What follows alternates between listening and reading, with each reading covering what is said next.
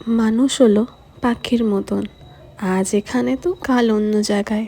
কিছুদিন আগে সোনার অনেক শরীর খারাপ হয়েছিল, 8 থেকে 10 দিন প্রায় জ্বরে ভুগেছে। আর ওর শরীর খারাপ হলে আমার কিছু ভালো লাগে না।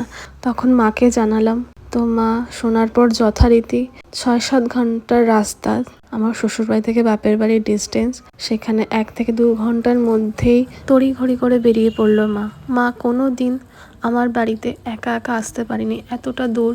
আর মাকেও আমরা ছাড়িনি, কিন্তু সেদিন যে মা কিভাবে আসলো আমরা নিজেও জানি না। মায়ের মনের জোরে এসছে, এমনিতেই মার শরীরটা ভালো না, তার মধ্যে একা চলে এসছে শুধুমাত্র সোনার টানে। তখন আমারও শরীরটা একটু খারাপ ছিল, তার মধ্যে আমার হাতের একটা আঙুল মুচকে গেছিল। আমি একেবারে নাজেহাল অবস্থায় ছিলাম। এখন সোনা অনেকটাই সুস্থ আছে, ভালো আছে, আমিও মোটামুটি ভালো আছি। কদিন ধরেই আমার ভীষণ তালের বড়া খেতে ইচ্ছা করছিল, যেহেতু এখানে মা নেই, কে বানিয়ে দেবে। তো মা আসাতে আমার সেই মনের ইচ্ছাটা পূরণ করলাম।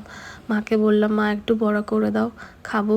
তো মা এত সুন্দর করে বড়া করেছিল যে আমি তো ভাজতে ভাজতেই অনেকগুলো খেয়ে ফেলেছিলাম। তাই সর্বশেষে বলবো, মা তুমি আছো তাই আমি আছি।